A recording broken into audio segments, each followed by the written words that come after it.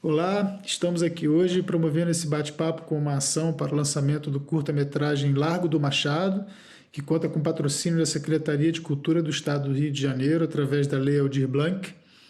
Estamos presentes aqui eu, Pedro Vinícius, diretor do filme, a Tatiana Reuter, produtora, e a nossa convidada, a Vanusa Gomes dos Santos.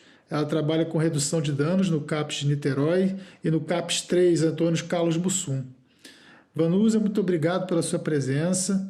Boa noite. Boa noite, Pedro. Antes da gente começar com as perguntas, eu vou pedir para que você fale um pouco sobre o seu trabalho e de como você avalia o atual cenário das pessoas em situação de rua.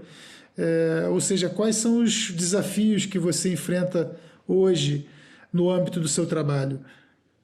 Então, a minha trajetória, né, eu sou redutora de danos, né, já faz mais de 10 anos aqui em Niterói, né, que é do estado do Rio de Janeiro. Eu trabalho com uma equipe, né, multidisciplinar, né, que a gente faz trabalhos no território, que é o trabalho mesmo, é o CAPS no território. A gente tem mais ou menos os outros 8 redutores de danos com um apoio técnico, e a gente vai na comunidade. A gente tem como estratégia de oferta, né, de cuidado, a gente a princípio começa com os insumos, né? Falando um pouco, né, da redução de danos, né, que não vou fazer um breve histórico assim, de que antes ela começou com as hepatites virais, esse cuidado com os usuários de drogas injetáveis, HIV/AIDS, né? E a gente tem, né, a camisinha, a gente tem o gel, a gente tem o canudo, a gente faz essa oferta para usuários a partir de algumas abordagens e a partir do vínculo que a gente cria com esses usuários. A princípio, eu estou falando do trabalho nas comunidades, mas a gente tem trabalho que a gente faz também no território, no caso, assim, na rua, fora da comunidade, que são as populações, né, que na comunidade você vê que são alguns usuários do território. A gente tem muito na comunidade que a gente fala os sindicatos, né? Não sei se vocês já ouviram falar, né? Os sindicatos são um pouco de usuários, né, que fazem uso de álcool. Então, ali eles criam, né? É muito bacana que eles criam aquele vínculo entre eles, que fazem o fogãozinho a lenha, aí pega um pouco aqui o que cata no lixo, que faz, e se faz aquela comidinha, e dali eles fazem o uso. E para a gente, né, na verdade, diante das drogas que a gente conhece, é muito mais difícil você criar acesso com os usuários de álcool e outras drogas do álcool do que as outras drogas, né? Porque como o álcool é uma droga que está aí no nosso costume brasileiro, está assim no dia a dia, é muito mais difícil você criar acesso para esses usuários. Então, a gente tem que se reinventar a todo momento de ofertar um cuidado para esses usuários de álcool. E nisso a gente faz trabalho, né, também, no caso, na comunidade, no território, e no território a gente já tem uma outra dinâmica, né? A princípio, quando a gente começou o trabalho da redução de danos, né, que redução de danos ela não prevê abstinência, mas sim um cuidado de acordo com cada um, o que é possível para cada um. Então, ela não está contra a abstinência, mas ela é um outro ponto que, no caso, é saúde, é o SUS, né? Que a redução de danos está para a vida, né? Não fomos nós que inventamos a redução de danos. Na verdade, lá atrás, quando a gente começou a fazer, 1926, né, se eu não me engano, que é quando começou, né, as estratégias eu vou lembrar depois, se é na Inglaterra ou na Holanda, na Inglaterra, se eu não me engano. Quando começou esses cuidados, não foi a gente, são os próprios usuários que começaram, né, a dizer o que era possível e o que não era possível para cada um. Porque se a gente for ver historicamente, a droga já está na vida da gente desde mili, né? Seja ela para poder rituais, seja ela para isso. E a gente entende que as pessoas que fazem uso de álcool e de outras drogas, na verdade, não necessariamente o problema é a bebida. O problema a gente entende que muitos deles é secundário a isso. Então a gente encontra na rua pessoas que todo mundo tem uma afirmação, né? Que todo mundo que está em situação de rua é porque é usuário de droga. Não necessariamente. A gente tem vários históricos que não necessariamente todo mundo que está em situação de rua é por isso. eu tenho vários relatos de usuários, por exemplo, no início do meu trabalho, eu conheci uma criança, né, que na verdade, na época era uma criança, que depois passou a ser adolescente, e era muito arredia, né, então era muito difícil. Então, aqui em Niterói, falando da droga, então, assim, não sei se vocês já ouviram falar no Tine. Tine nada mais é do que o solvente. Então, se vende muito mais para as pessoas que trabalham como comerciante, para poder diluir isso e aquilo. Só que se descobriram, né, já há muito tempo, que o poder dessa droga, o que ela faz com esses jovens, e é barato. Então, se um tinha R$ 2, R$ 3, cada um inteirava, vem uma garrafinha e vão dividindo pouquinho em pouquinho, e nisso eles vão baforando o tine. Eles ficam muito vulneráveis, sabe, gente? Assim, de verdade, por quê? Uma vez eu cheguei, quando eu falando dessa criança, dessa menina que depois se tornou criança, adolescente, né? E ela fala assim, para você chamar a atenção dela, tipo, conforme ela estava com o Tine para conversar com a gente, assim, não deixou de ser criança, embora existia uma violência muito grande, né? Que a gente pensa que a criança, ela está naquela situação ali na rua, ela não tem a infância dela, ela não vai ter... E ela fala, a gente pergunta por que ela está na rua. E ela diz para a gente que estar na rua era como se era mais protegida do que ela está em casa, porque ela sofria abuso dentro de casa. E o próprio padrasto dela oferecia droga para ela. Então, ela estava na rua. Isso foi uma das histórias que a gente tem. E outros que falam assim, em casa, que a gente fala muito casa, né, o espaço, né, telhadozinho, tijolo, né? Mas a casa deles, o espaço rua, né, também para eles é uma casa. Sei que para a gente é muito difícil, né? Porque a gente vive num conceito de que o ser humano tem que ficar dentro de casa, o pai e a mãe é para cuidar, e quando a gente depara que aqueles que são para cuidar são tudo ao contrário, a gente começa a criar outro conceito e entender que não é o fato de tirar a pessoa da rua, é você entender o que faz ela ficar naquela situação, que não é o fato só de uso de droga, não necessariamente. E a droga também, se está presente na vida daquele usuário, ela também tem uma finalidade, né?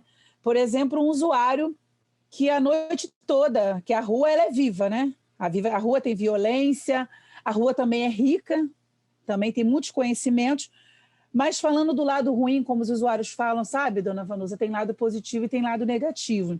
A rua, a gente vê pessoas dando pedrada na cabeça do outro, a gente vê pessoas dando facada, a gente vê mulheres sendo violentadas. Então, a gente precisa cheirar, a gente precisa beber para que eu fique acordado. Aí a gente vem falar dos invisíveis. Quando a gente está indo passear na rua e de manhã vê os usuários dormindo, por que está dormindo uma hora dessa? É porque à noite eles passam um cuidando do outro e se drogando de certa forma por questão de sobrevivência. Isso alguns vão sim, outros não, tá, gente? Eu estou falando caso a caso. Se drogando para que de manhã eles possam descansar, porque talvez à noite percam seus pertences, percam a vida. E às vezes aquele sapato, né, que está ali do lado dele é tudo que ele tem, aquele cobertor é tudo que ele tem. Então, não é o fato de chegar com uma ação de tirar aquilo. Aquilo é muito importante para ele.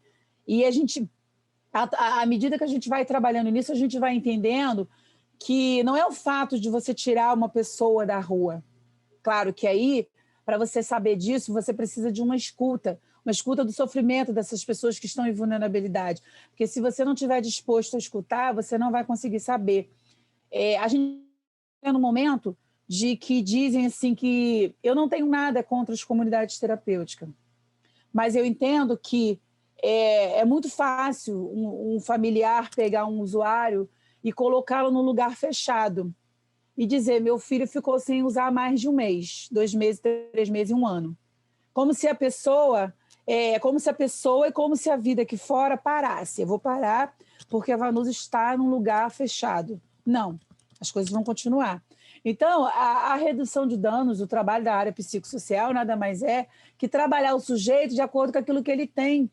Porque eu não estou dizendo que não possa fazer isso, vai ter casos e casos, são estratégias, mas não usar isso como o único recurso. Porque o usuário, quando sai para o território e a boca de fumo continua, os coleguinhas, parceiros vão estar ali, o problema da mulher que aborrece do pai, do marido, do namorado, da namorada, do filho, da casa, do aluguel, estão ali. Então, a gente tenta trabalhar o sujeito entendendo, assim, grotescamente, aceita que dói menos, você vai ter que trabalhar essa realidade.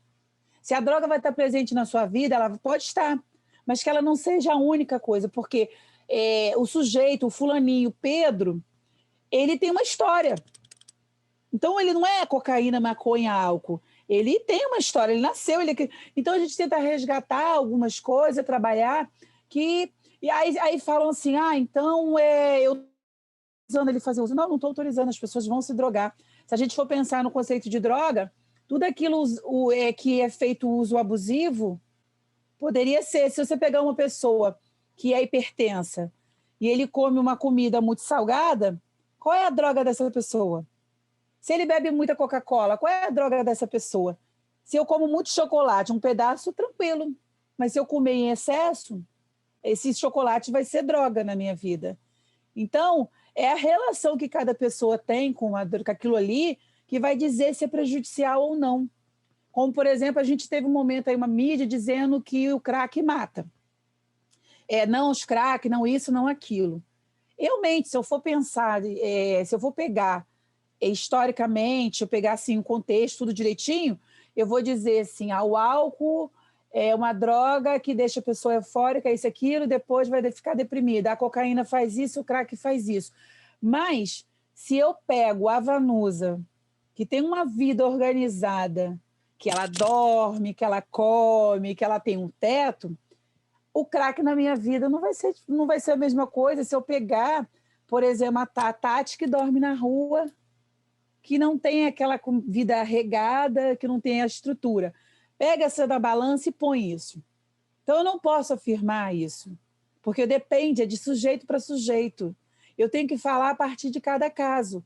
Então, eu não vou dizer que faça mal. Até a maconha que dizem que é uma droga que menos causa. Não. Se eu pegar um adolescente que, por exemplo, jovem, né, que às vezes não descobriu o próprio corpo, e ele faz o uso da maconha como uma prescrição médica, né? 12 horas, 7, ele, do momento que ele não vá para a escola, que ele não viva, ele não faça nada, eu não posso dizer que a maconha é uma droga menos prejudicial. Posso dizer? Não, porque a relação que ele está fazendo com esse uso dessa droga, para mim, é prejudicial, porque ele está deixando de viver. Então, entende-se que não a proposta da redução de danos, não é abstinência, não é que a gente está dizendo que ele possa fazer uso, a gente está, a partir do que ele apresenta para a gente vai fazer o cuidado com ele, respeitando a escolha dele, mesmo que essa escolha não seja o meu ideal, sabe? Uma vez, né, eu trabalhando assim muito nova, comecei a trabalhar, aí eu cheguei para uma senhora que estava na rua, eu não sabia o que falar, né? Porque a gente, quando não tem o que falar, né, a gente chega e inventa, né? E eu cheguei para essa senhora e falei assim, eu sou a Vanusa, sou redutora de danos, né? E aí, o que a senhora precisa? Ela, uma casa. Aí eu fiz, né, cri, fiquei calada, né? É porque a gente tem esse pensamento que quando a gente chega para as pessoas na rua, é só dar, é da comida, é da roupa, é da isso. Mas às vezes você ouvir, eu tinha que ouvir primeiro, e ouvir às vezes como o filme, o que vocês fizeram. Às vezes você está sentada ali e ouvir, não falar nada. Eu já tive usuários que todo dia a gente passava, dava um bom dia aí, eu não quero falar com vocês não. Bom dia, eu não quero falar nada com vocês. Bom dia. Um dia ele falou assim, eu estou com um problema no meu pé. Sabe? Parece que aquele bom dia não era nada, mas aquele bom dia, ele entendia que a gente estava ali todo momento, toda hora marcada, e ele pôde falar com a gente, contar com a gente naquele momento que surgiu a demanda dele. Então, às vezes, a população em situação de rua, às vezes não, quase sempre mesmo, às vezes você vai falar assim, é comida. É comida, claro, a gente nossa necessidade orgânica, a gente precisa comer, precisa evacuar, precisa beber, a gente precisa, mas não precisa só disso, né? Se a gente precisasse só disso, né? A gente precisa esvaziar, a gente precisa falar, as pessoas têm uma história rica, de um tamanha experiência, né? E nesse momento agora, né, que a gente fala assim, eu falo isso da importância do trabalho no território. O CAPS, quando ele vai para o território, que a gente entende, né, a saúde, só lá dentro, você vai nas clínicas das famílias, ou no CMS, o nome de acordo com cada estado, tem um nome, né? Então, os nossos usuários, a gente entende que são pessoas que, quando você vai num postinho, eu entendo que, de certa forma, você está organizado, que você conseguiu chegar. E essa clientela nossa, talvez nunca vão chegar nesse espaço que a gente fala. Então, essas políticas, né, de cuidado, ela é criada para que você dê acesso àquela população que talvez nunca vão chegar.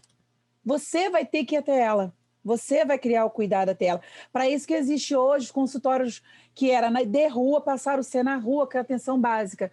Então, os consultórios na rua, eles vão até os usuários em população em situação de rua, LGBTQIA+,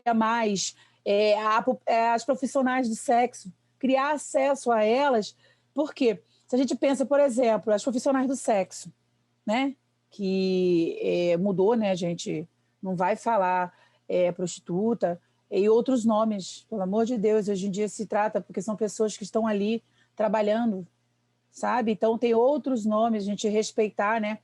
Elas estão ali trabalhando e muitas vezes elas não se cuidam. Mas em muitas delas, outros falam assim, elas são pessoas que não têm família. Se você sentar para conversar com elas, você vai ver de tamanha riqueza. Umas vão para trabalhar porque volta para casa, né? Cedinho, os maridos não sabem. Outras com consentimento dos maridos. Outras também são violentadas a se colocar naquela situação. Aí fala assim, onde a droga entra na vida dela? Às vezes entra. Porque muitas delas, para suportar ter relação sexual com outras pessoas, elas precisam se anestesiar. Então, assim, olha como é que a gente fala, né? Eu não tenho como tirar a droga da vida de uma pessoa que ela vive violentada a todo momento. Eu não estou dizendo que é bonito, mas é difícil. Como é que ela vai fazer o trabalho se ela tem aquela coisa com aquela pessoa que ela não conhece, mas ela precisa, sabe? A clientela LGBTQIA+, elas são pessoas que a gente sabe que o serviço funciona muitas vezes até 5 horas da tarde. A necessidade da população em situação de rua não é ter 5 no padrão. Aí a gente vem falar muito assim da baixa exigência. O que é baixa exigência, né? Eu vou pegar o fulaninho na rua, vou dar um outro exemplo, que eu falo muito de exemplo, tá? Eu comecei a trabalhar logo assim também, foi muito bom. Eu peguei uma gestante e ela não tinha começado o pré-natal. Ela tinha 5 meses de gestação. E a clínica da família, né? A clínica da família não, aqui em Niterói, no caso, o UBS, ela funciona a partir eu acho que na época, não sei se eram as 8 horas da manhã. E como é que eu acordo com tudo que eu já expliquei, que passa a noite toda bebendo, que isso e aquilo, às 8 horas, aquela gestante. Aí eu chegava lá, então, a gente precisa ir fazer o pré-natal. Ai, você é muito chata, você está me acordando de madrugada. E vamos, a gente precisa ir lá. Aí eu vou, me levo consigo, com toda dificuldade, ela vai lá, passa a aguinha, dobra as coisinhas, né? Desce aquela aguinha bem pretinha do cabelo, tá bom, vamos. Eu falei assim, você tá linda, vamos então? De mãozinhas dadas. Ai, peraí, que eu tenho que ir lá comprar o lanche. E vou comprar para você também. Eu falei, aproveita, pode comprar sim, porque eu tô sem dinheiro. Aí ela comprou o meu lanche numa garrafinha, eles costumam muito não levar no copo, então eles arrumam uma garrafinha, que eu também não procurei saber a origem da garrafa, né? Pegou, botou o suco para mim e a gente sentou e comeu. Falei, vamos, o primeiro pedaço é seu. Falei, obrigada, então vamos comer. E ela, você come, né? Isso eu tava com cordãozão, eu tava assim, ela, nossa, isso já foi ali, né? Criou um vínculo entre nós duas. Depois chegamos no posto de saúde. A médica chegou às 10 e ela já estava deitada. Pensa num banco, né? Que ela já tinha deitado. Igual aquela cena de filme que você vê de cabeça para cá, abre a perna, fecha a perna. E de um lado já tinha feito uma cena ali de todos os tipos e a médica então foi atender. Eu primeiramente pedi para passar primeiro com a médica para explicar a complexidade do caso e quem ela era. Falei, então, doutora, ela está em situação de rua, é uma gestante, ela não fez o pré-natal, então ela tem isso, ela é usuária de álcool e outras drogas. Então, assim, será que a senhora pode, de repente, atender ela um pouquinho antes, sabe? Vou ver. Tá. Aí, no caso, veio a nutricionista e foi conversar com ela, né? E como todo bom nutricionista, né, ele vai fazer uma dieta. E ela foi fazer a dieta. O que você come de manhã? Aí eu não vou falar palavrão, né? Porque eu acabo falando, mas aí que merda, mas foi bem suave, que merda. Ai, eu tô ficando muito nervosa, Vanusa, eu não tô aguentando essa mulher. Aí eu, calma, vamos esperar. Olha, bebê é importante. Isso eu tentando cativar a parte mãe dela, né? A médica me faz uma prescrição, uma dieta de que pode tomar café de manhã, lanche de 3 em 3 horas. Isso eu já tinha falado para a médica. Ela, Vanusa, eu não vou vir mais nessa merda. Aí eu falei, tá, mas vamos conversar? Vanusa, eu vou embora. Eu falei, tá, então vamos embora. Fomos. Cheguei lá fora, peguei um papelzinho e falei, qual hora que você acorda? Ah, Vanusa, eu acordo 10 horas da manhã. O que você come 10 horas da manhã? Ah, eu peço o lanche e tal. Então já tem um lanche do café da manhã, né? E o que você come? Que hora que você come? Ah, Vanusa, 1 hora tem o restaurante popular do Garotinho, que aqui em Niterói, não sei se vocês já ouviram falar, né? Tem um restaurante popular do Garotinho. Falei, então você cobra R$ 1. Isso. E depois? Aí lá eu acho algumas coisas, uma fruta ali. Eu falei, aí já fizemos uma dieta rica, né? E depois à noite, aí tem a quentinha, que vem vem 3 quentinhas à noite. Falei, fechou. Fizemos, fizemos a sua dieta. E outra coisa, dá para você beber menos à noite, porque senão a criança daqui a pouco vai beber mais do que você. Tá bom, Vanusa, eu vou diminuir um pouco esse uso aí. Vocês veem como é que é a dificuldade? Eu acho que é importante a gente entender, e, e eu acho que você, né, é a pessoa mais certa para nos ajudar com essa definição, é assim, o que é, quem são, como se define a população em situação de rua? A gente, assim, tem uns conceitos, né, de que é situação de rua que, por exemplo, não necessariamente todo mundo que está naquele momento ali estão em situação de rua, como também aqueles que estão em casa, às vezes a gente pode dizer também que está em situação de rua, porque uma pessoa que sai de casa e fica o dia todo na rua, porque a partir daquele contexto que eu falei no início, de sofrer violência, às vezes não suportar aquele espaço casa, eu considero como situação de rua. Já teve um momento a gente abordar, por exemplo, pessoas como que estão cumprindo. Ai, gente, desculpa, vocês me refrescaram a minha cabeça, que estão presos e estão cumprindo medidas. Aí, às vezes, o presídio, por exemplo, o funcionamento do presídio. O cara está lá no Rio, por exemplo, e ele tem que voltar 5 horas da tarde. E o cara não tem, de certa forma, condições financeiras, não tem casa, não tem nada. A distância. Então, eu já abordei várias vezes pessoas que ficam ali. Uma vez eu vi um senhor todo dia sentado num canto e eu falei assim, nossa, todo dia eu vejo você aqui no mesmo horário. Ele, porque eu estou esperando dar o horário para eu voltar para o presídio. Para mim. Então, vamos pensar, se a gente pensar em situação de rua, no contexto, né? Ele fica o dia todo ali, porque ele precisa estar ali, ele não tem casa, não tem esse espaço. No caso, a situação de rua seria isso, a gente falando. Agora, tem junto com isso a vulnerabilidade, sabe? Que a gente não pode deixar de falar, por exemplo, com a população LGBTQIA+, os profissionais do sexo, que não necessariamente estão em situação de rua, mas é uma população em vulnerabilidade. Mas pensar no contexto de situação de rua seria mesmo aqueles que você vê ali, sabe? Em todo momento, né? Que também não significa que não tem empregos. Eles são pessoas que às vezes têm empregos, trabalham reciclando, garipando, mas estão naquele espaço ali. Mas eu não procuro não focar só no espaço de que não tem casa, sabe? Eu procuro focar na vulnerabilidade, que às vezes alguns deles vão para casa e voltam, mas não sustentam ficar naquele espaço, sabe? Às vezes tem abrigos que acolhem também, mas eles não conseguem ficar muito tempo ali. Para eu te afirmar o porquê, eu preciso sentar e ter uma escuta qualificada para entender por que aquele sujeito está ali naquele momento.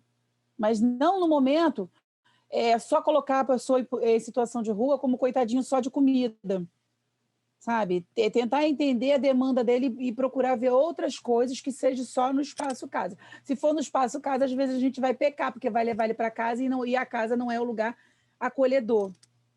Quais ações que não só o Estado, mas obviamente o Estado e também nós como sociedade civil podemos tomar para tirar essas pessoas em situação de rua dessa invisibilidade a qual elas parecem estar condenadas a viver, assim? O que não só o que o Estado pode fazer e o que a sociedade pode fazer, né? Uma pergunta assim difícil, né? Mas vamos lá. Quais as ações? As ações, quanto o Estado, né, a gente fala, tem a política pública, né, que a gente fala, tem a saúde, o CAPS, como o meu trabalho, né, de redução de danos não é uma caridade, é um trabalho do CAPS, que é o CAPS no território. Quando a gente vai ao território e fazer abordagem a esses usuários, a gente, de certa forma, já está catucando a ferida, vamos dizer assim, sabe? Dizendo assim, o filho tem pai e tem mãe, então ele precisa ser cuidado. Então, isso ali. E isso, quando a gente catuca dizendo que o filho tem pai e tem mãe, Pedro, automaticamente, aí a gente vai falar da rede. O filho, então assim, o Joãozinho, ele precisa, às vezes, de documento, ele precisa de um cuidado, aí vem, às vezes, a habitação, se for o caso, porque não necessariamente todo mundo que está em situação de rua vai sair daquilo ali, porque é uma questão, às vezes, muito para além do estar na rua, e a gente tem que saber a partir da escuta. A gente fala, tem a assistência, tem as pessoas que são autônomas, como, por exemplo, as questões religiosas, são pessoas que vão lá, fazem a sua parte de ofertar comida, roupa, né? Mas eu acho que para eles deixarem de ser invisíveis, é isso, sabe? Não é só você chegar, o cara te pedir um dinheiro, pendite, você chegar e dar um dinheiro ou dar a comida, sabe? Porque eu, particularmente, eu sou contra a dar dinheiro, sabe? Eu, particularmente, como cidadã. E eu, quanto profissional, eu entendo que não é o fato de dar dinheiro que você... Ele continua invisível. Porque você deu, aí você se absteve. Tipo assim, já fiz a minha parte, dei o dinheiro, dei a comida, já estou com um pedacinho no céu. Não é bem assim, sabe? Porque você simplesmente fez ali, seguiu em frente. Você, às vezes, você tem que ouvir que, às vezes, até pessoas daquela ali, você consegue mesmo dar um rumo na vida de emprego. Eu peguei um usuário uma vez, que a gente faz o trabalho, que eu reforço que não é caridade, e dá um tom para outras pessoas que às vezes pensam que a caridade não é caridade, é saúde. Que eu fiz muito tempo atrás, eu fiz um currículo com ele que ele precisava procurar emprego. Aí, na época, eu peguei eu precisava da ajuda da assistência e o único telefone que eu tinha era da assistência. Então, olha aí, a rede trabalhando, né? Fui lá, peguei o telefone da assistência e tá horário, ele precisava trabalhar num estacionamento. Aí ele foi, do nada ligaram, ele foi conseguir um emprego. Há muito tempo, né, que eu abordo todo dia, assim, e não foi uma conversa muito tempo com ele, de várias abordagens, então eu esqueci. Aí um dia ele falou assim, que eu sou grandona, né? Ele, aquela grandona morena capoeirista, eu vi você outro dia. Você se lembra que você fez o currículo para mim? Eu falei, eu arrumei um emprego, você na época me deu vida. Ele continua em situação de rua, mas a demanda dele naquele momento era trabalhar. Eu só vou, assim, entendeu? Ele queria trabalhar, ele não falou para mim, Vanusa, eu quero uma casa. Sabe? Eu não quero casa, eu quero isso. Então, se você ouvir e não chegar com tudo pronto, você consegue criar, porque não vai deixar, Pedro, de ter população em situação de rua. Não vai deixar. Não vamos ser ingênuos de achar que vai deixar. Porque o buraco é muito mais embaixo. E não é por causa da droga. A gente está vivendo hoje, economicamente, né? Que não vamos falar em política, mas falar de saúde a gente tem que... E eu sou uma futura assistente social, então não tem como eu não falar de política, mas é isso. São muitas coisas. Quando a gente estuda um pouco a questão social, há muito tempo, desde a época de Dom Pedro, da descobrimento, que não descobriu nada, né? Que a gente sabe que as pessoas já viviam escravizado. Então, isso vem muito, muito, muito, e está cada vez aumentando. Então, é uma questão financeira, é uma questão social, é questão disso que deixa para os governantes, de certa forma, vão ter que pensar. E do jeito que no contexto que a gente se encontra, a gente vê que está cada vez pior. Mas a gente entende que essas pessoas, elas adoecem.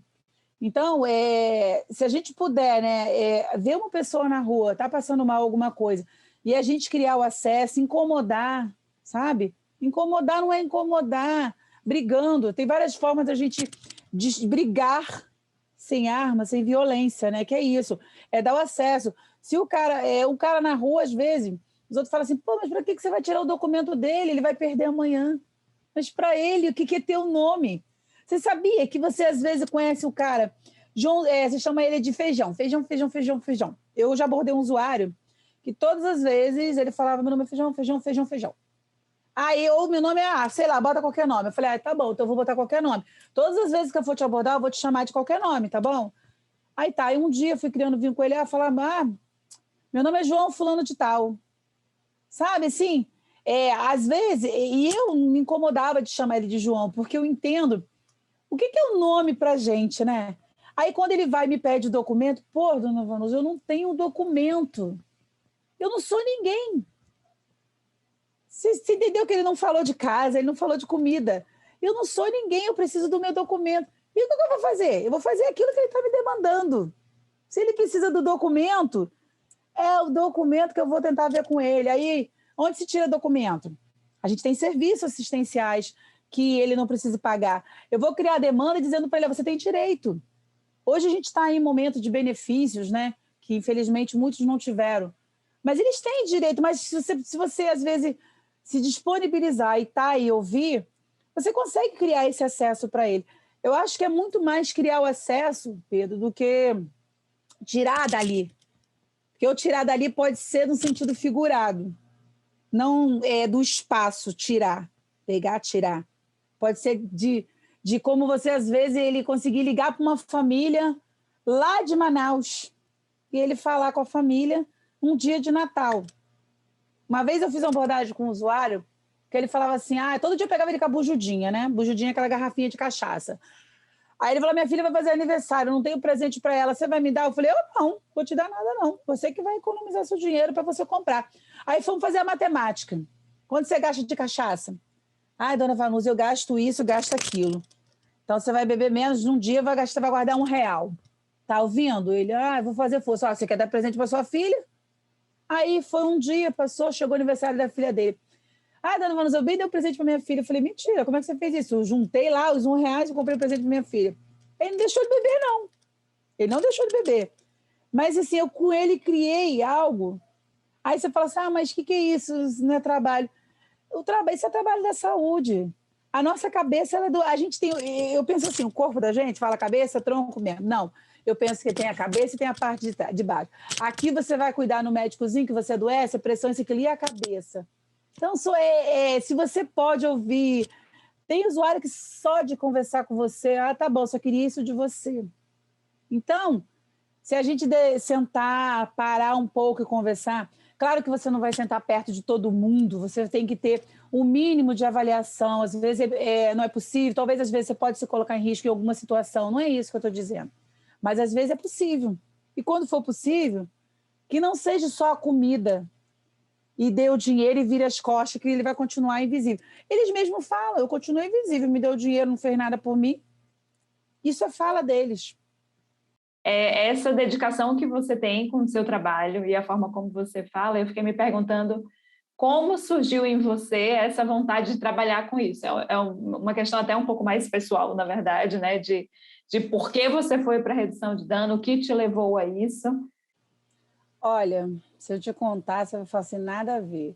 Então, assim, aqui em Niterói, na época, né, eu tinha sofrido um acidente na capoeira, né, que eu faço, sou capoeirista, e eu fraturei o tornozelo. E tinha um projeto, né, que falava assim, um amigo falou que era um projeto para ganhar dinheiro, que eu falei assim, então eu vou, tô com o pé quebrado, esse dinheiro saiu caro, esse dinheiro saiu caro. E fui participar de um projeto que, na época, se falava, é um programa de redução de danos, que é o único lugar, escola de redução de danos, que é o único lugar que tem em Niterói, que foi criada. E um programa de redução de danos. Então, a gente é pioneiro, embora já tenha redutores de danos, mas é onde se formou, onde se criou. Então, a gente tem capacitação, a gente tem formação. E me disseram que eu ia trabalhar na época, vou usar o termo, né, gente? Mas é porque eu vou trabalhar com morador de rua. Aí, eu sou filha de um usuário, meu pai é usuário, na época, é Total Flex, então eu tenho uma convivência e moro em comunidade. Eu nunca fiz uso a não ser do álcool, então eu também sou usuária, faço uso da bebida, então eu bebo, só que eu sou organizada em relação a esse uso. Meu pai fazia uso abusivamente, então a minha casa entrava gente, saía gente, isso vocês podem botar, não tem problema não, tá, gente? E eu nunca tinha contato, de certa forma, ativamente, eu tinha passivamente com o uso da droga, então é cocaína, não sabia disso, não sabia aquilo. E me botaram, né, para trabalhar nisso, e na época falaram assim, eu chegava com as saias longas, com um cordãozão, aí era até um pouco meio, essa garota, ela vai entrar nisso, e não tem jeito para isso. Quando eu fui ver, eu ouvi os usuários falar, por isso que eu falei da casa, o que você quer? Aí a usuária me fala uma casa, eu ficava assim, gente, e eu falava assim, gente, como é que eu vou trabalhar num lugar que eu não sei nem como é que se faz o uso? E a proposta dos redutores de danos, se você for pegar lá atrás, os próprios redutores de danos eram usuários. Se você lê lá na história da redução de danos, eram os usuários, e tem usuários que vão trabalhando, que não tem melhor do que eles para apropriar disso. E eu que menos apropriava era eu, a que menos. Então, eu comecei a fazer capacitação, eu não tinha amor por esse trabalho. Embora eu sempre trabalhei na área social, sim, de certa forma, só que eu não tinha entendido que eu tinha jeito para isso. Eu trabalhei 6 anos num abrigo, que depois eu fui entender que aquelas crianças eram aquelas crianças que hoje eu abordo na rua, da mãe, que vai de geração a geração. Vocês têm noção de geração? A mãe foi criada na rua, aí teve filho, que o filho ficou, que fulano ficou, que vai ficando. São filhos, de certa forma, né, da rua. E eu não entendia. E depois eu calhei de trabalhar também alfabetizando população em situação de rua, dentro de um serviço da assistência chamado Centro Pop, que é o Centro de Referência à População em Situação de Rua. E a alfabetização, eu falei, gente, tem problema com isso, porque eu devo ter alguma coisa para isso. Aí, e quando eu fui ver, eu já estava, hoje eu estou 10 anos nessa área, comecei a me capacitar, a entender um pouco mais do trabalho, ao ponto de um dia... a minha capacitação nada mais é que os próprios usuários, né? De estar ali na cena. Gente, vocês não têm noção como a cena é rica. A gente tem insumos, né? Que o Ministério da Saúde distribui vários tipos de insumo. Em cada lugar tem cachimbo, tem canudo. Além da camisinha e do gel, tem outras distribuições. Claro que não é a ex, né? Vou pegar, toma aqui fulano. Não, a partir do vinho que eu vou entender. Porque quando eu oferto o canudo para um usuário, é porque eu entendo que ele não pode cheirar com nota. Ele já vai cheirar. Tá certo, ele vai cheirar. Quanto saúde não orientar que aquele modo que ele está fazendo uso é prejudicial, eu não estou ofertando cuidado para ele, porque a nota é um dos objetos mais perigosos, mais sujo tudo. E quando eu dou um canudo e ele guarda aquele canudo, pensando na saúde, ele vai fazer uso, ele vai ter prejuízo. Mas o cuidado dele vai ser diferente, porque ele pode não estar adquirindo outros tipos de doença. Ele não compartilhando a nota ou o canudo, eu não compartilho doença, porque se for pensar na cocaína, ela cria fissura. E se a pessoa... Não vou nem falar da AIDS, gente, porque o HIV-AIDS é um dos vírus que ele morre muito rápido, é bem porquinho, ele morre muito rápido, se for pensar. Mas a hepatite, a sífilis, se você tem uma porta de entrada, uma ferida aqui, e você tem ferida, gente, sangrando, não é uma ferida seca, e eu vou cheirar e passo para você, eu estou assumindo o risco e estou passando para você ou vice-versa. Então, eu comecei a entender, aí na época ofereceram-se o cachimbo. Aí os usuários falavam assim, tia, eu não quero esse cachimbo, não. Eu, por que não? Quando a senhora fuma o quê, tia? A senhora cheira o quê? Aí eu falei, não cheiro nada, não. Aí isso eu falando do canudo. Pô, a senhora deve gostar muito, né? Aí, por quê? Eu comecei a me capacitar com eles de tal forma, diante de oferecer o canudo, eu entender qual era o material que menos desperdiçava, que eles falaram. E quando a gente ofereceu o canudo, eles falaram, pô, tia, esse canudo aí, eu perco a borra da cocaína, porque quando eu vou fumar, não, vou fuzirê ou o crack, ou seja, o que for a droga, automaticamente ele vai derreter. E quando eu uso em outro lugar, eu posso aproveitar. Então ele vai reaproveitando. E não tem como eu pegar. Aí entendi. Aí eu falei, veio para o trabalho. Falei, isso aqui não dá não, hein? Eles falaram que isso não dá não. Então, assim, aí a gente vai se capacitando, que eles vão fazendo. Por quê? A gente entra na cena de uso. Posso entrar? Tia, pô, para um pouco, a tia tá chegando. Dá um tempo aí. Dá um tempo aí que agora a gente vai parar de usar para ouvir a tia. E a gente aí, já bebeu água? E aí, como é que tá? Não acredito que você tá pegando, compartilhando um canudo com o outro. Sacanagem. Pô, você tá compartilhando. Pô, tia, na moral, aí eu tenho meu canudo aqui. Tem um que vai lá na calça. Ó, meu canudo que você deu aquele dia. Pô, tia, eu tô fazendo isso. Eu entendo que como eles vão fazer. E se eu oferto isso com cuidado, eu automaticamente estou diminuindo, estou reduzindo os danos. Vocês estão entendendo que reduzir os danos não é só necessariamente substituir uma droga pela outra, é o prejuízo em consequência daquele uso. Quando eu distribuo a camisinha para um usuário que está usando, vamos pensar de nós, como quem faz o uso. Vai lá, bebeu, ficou doidão. Vê aquele homem ou aquela mulher, seja qual o tipo de opção, ou seja qual foi a orelha que gosta, eu não vou perder aquela gostosa, aquele gostoso. Então, naquele momento da euforia, automaticamente eu vou focar no meu tesão, naquilo que eu quero. E quando, de repente, de 1001 pode ser que ele use o preservativo, entre 1001, eu tenho pelo menos uma vida que eu estou preservando de alguma forma, de cuidado. Então, não é... Aí eu tenho que conscientizar ele que não é em si ele parar de beber ou deixar de fazer. É que durante aquele uso ele se coloca em risco. Então, assim, à medida que eu fui me capacitando e fui entrando, eu não sei, Tatiana, até que ponto eu me envolvi. Eu sei que aquilo foi se tornando... aquilo. Hoje em dia, eu me identifico com a redução de danos, e, na verdade, todos nós praticamos redução de danos. A partir do que eu estou falando aqui, vocês depois vão sentar num canto e vão falar assim, tá, quando a gente está na balada, bebe água, a água aí tem o fulaninho que fala assim, cerveja é bom que cerveja é diurético. Cerveja não é diurético. Automático, ao contrário. À medida que você está bebendo, você está expulsando o líquido do seu corpo. E se você não bebe água, aí você fica bêbado. Por quê? Nada mais é que você está desidratado. Então, você tem que beber água. E quando eu chego numa cena de uso e, às vezes, levo uma garrafa d'água, eu estou ofertando para ele o cuidado, porque, às vezes, naquela onda, ele não tem água. A gente, às vezes, tem barrinha a gente tem o melzinho. Aquele mel é de tamanha riqueza que a saúde dá. Por quê? Mas o que tem a ver o mel? É a comida? Não. Pensa você num uso abusivo e um melzinho doce de glicose. No meio, e às vezes o estômago dele só aceita ou a água ou o mel.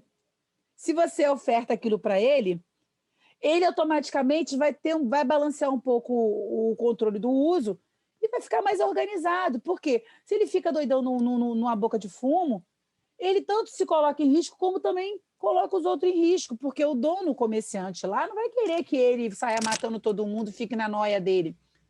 Então, isso, Tatiana, foi assim, a partir daí que eu fui descobrindo, assim, que eu entrei nesse trabalho, foi 2011 ou 2010, mais ou menos, né, que eu já esqueci um pouco, e eu não tenho nada pronto. Vamos dizer, para ser redutor de danos, eu acho que basta você ter essa visão, esse olhar, essa empatia, porque não basta só você trabalhar na saúde. Você tem que se colocar no lugar do outro. Você tem que aprender a ouvir. Né? Eu ouvir com o ouvido, né? Ficar parado, deixar o ouvido aberto e entrar aqui e sair ali. Isso qualquer um pode fazer, sabe? Não é... E redução de danos todos nós praticamos. Então, claro que vai ter pessoas que vão suportar... E primeiro tem que você suportar, porque suportar o sofrimento do outro. E muitas vezes você acha... Porque é um trabalho... A gente fala muito, trabalho de redução de danos é o trabalho de formiguinha. sabe o que é formiguinha? Uma formiguinha que ela trabalha o ano todo, e lá talvez no inverno que ela vai colher, é o nosso trabalho. Eu vou abordar todos os dias aquele fulaninho, bom dia, depois de quase um ano ele fala, minha perna está com bicho. A perna já estava com miíse o ano todo. E ele fala, agora eu quero cuidar. É um trabalho assim, que é gratificante, mas não tem um resultado a curto prazo. A gente não lida com resultados que vai ser assim, maravilhosos, como todo mundo fala. E aí, você curou quantas pessoas? E aí? Não é, porque é muito para além disso. A gente fala aqui em Niterói, que a gente, uma vez num seminário, a gente falou muito assim, a gente se descreve como se fosse o micróbios da saúde, mas micróbios para o lado positivo, não é o lado ruim, que a gente vai ali contagiando, como vocês agora, sabe? A gente vai criando multiplicadores, vai contagiando, e eu tenho certeza que, a partir de agora, você já tem essa fineza, esse olhar, sabe, diferenciado, mas vocês vão ter mais, vocês vão... Para Tatiane, pessoa, não produtor, o Pedro, pessoa, de vocês olharem, entenderem, e também... não, vocês estão criando acesso. Vocês, na verdade, estão tornando também visível e invisível quando vocês estão fazendo esse trabalho. Então, é possível, como o Pedro falou na frente, é possível fazer.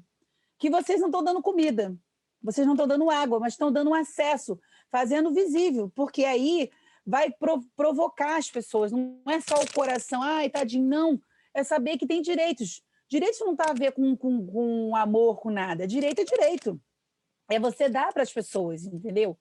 Então, esse ser o micróbios da saúde nada mais é que contagiar, de estar ali, sabe, infectando no sentido bom, de deixar ali nas pessoas entenderem que esse é um trabalho que ele não pode parar, até porque se querem, ou se a redução de danos, se for pensar na política acabar, as pessoas vão fazer, porque é para além, as pessoas já praticam. Quando você está doidão, você come um pedaço de doce, você está dizendo que o doce, naquele momento, dá uma balançada, você fica um pouquinho melhor. Isso não é uma redução de danos? Você não está criando ali... Eu não parei de beber, mas eu quero prestar atenção. Quando você trabalha com fulaninho, todo ano passa o Réveillon, você está dormindo. Tenta fazer isso. E viu o ano novo esse ano. Isso é importante.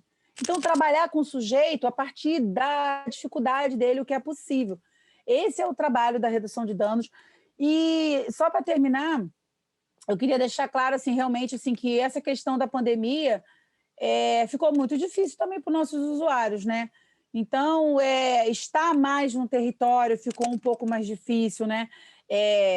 Como é que se fala? Lavar as mãos, fazer isso, fazer aquilo, infelizmente é uma realidade que eu acho que vocês estão fazendo papel... Vocês estão fazendo o papel de multiplicadores. À medida que vocês vão falando, incomodando, vai dizer assim, que tem coisas que quando a gente cria, por favor, é surreal. Como é que você vai dizer lave as mãos? Faça isso. Aí, passando lá, lembrando daquela gestante que eu falei no começo, lave as mãos como? Use álcool gel. Você já viram algum lugar álcool gel parado em algum lugar na rua? Eu também não vi, sabe? Então, é isso. Antes de você pensar em criar alguma coisa, ofertar, procurar entender a realidade do outro primeiro. Entender a realidade, eu acho que para entender a realidade, na verdade, para mim, é você olhar. A palavra é o tornar-se o invisível visível. Só é possível se você parar e olhar. No cotidiano, se você ficar nessa, você não vai conseguir ver. O que eu falei um pouco, na verdade, vocês falaram através do próprio filme, sabe? Assim, porque, para mim, esse filme é igual um quadro, né? Que se você ficar olhando, vai dar mais outras coisas para eu poder falar. Se eu continuar vendo, eu vou falar mais de outras coisas, e é a minha realidade esse filme, sabe? É a realidade que eu trabalho. Então, eu me identifiquei bastante, sabe? Que não vi nada ali que eu não visse todos os dias, sabe? Então, mas não é só Vanusa ver. Eu acho que outras pessoas têm que ver para poder questionar, sabe? Entender também outras coisas, que o buraco é mais embaixo. Então, eu me identifiquei. Por isso que quando eu vi... Eu vou ser sincera para você, já vi uma vez e gravei. Mas eu falei, foquei muito... Eu não vi muitas vezes, não. Realmente, me chamou a atenção. Eu não sou muito... Eu durmo no filme e acordo no final. De verdade. mas me chamou atenção principalmente com a questão sonora, porque ficou muito aqueles barulhos na minha cabeça, que é isso, é como se eu fiquei de olho fechado, como se fosse de olho fechado e ouvindo os barulhos, que é a realidade. Igual quando você está na praia e você senta, barulho do mar, você escuta, você sente ele indo e automaticamente como se você estivesse vendo o mar vindo e o mar voltando. Foi um pouco o que eu senti, a sensibilidade que eu senti ao ouvir, sabe? Ao ouvir, eu fiquei mais no ouvido que eu ver, porque eu ver eu já vejo, mas o som ali me lembra todo momento do meu trabalho. Sabe quando você passa na rua e tem algo que te chama atenção? Porque o barulho dele em si, quando as pessoas passarem, vai automaticamente, eu sinto que vão olhar e vai parar. Não é simplesmente só o fato de você, como se estivesse num cinema, sentar para ver. Ele é cotidiano de você passar. Acho que vai chamar muita atenção. Muito, muito, muito obrigada. Beijinho. Até mais. Até mais.